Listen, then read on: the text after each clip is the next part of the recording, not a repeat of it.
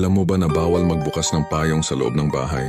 Ang paniniwalang bawal magbukas ng payong sa loob ng bahay ay isang lumang pamahiin na malalim, ang ugat sa iba't ibang kultura, kasama na sa Pilipinas.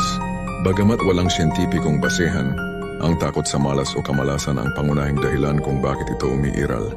Ang payong ay nauugnay sa proteksyon mula sa masamang elemento, lalo na sa ulan o araw. Ang pagbukas nito sa loob ng bahay, kung saan mayroon ka ng bubong na nagbibigay proteksyon, ay itinuturing na hinahamon ang swerte o nag-aanyaya ng malas. Para itong sinasabi mong hindi sapat ang proteksyon ng iyong tahanan. May mga teorya na nagsimula ang pamahing ito noong sinaunang panahon, particular sa mga Egyptians. Gawa sa balahibo ng peacock ang kanilang mga payong at ginagamit ito para protektahan ang mga maharlika mula sa araw. Ang pagbukas nito sa loob ng bahay ay itinuturing na insulto sa Diyos ng araw na nagdudulot ng galit at malas.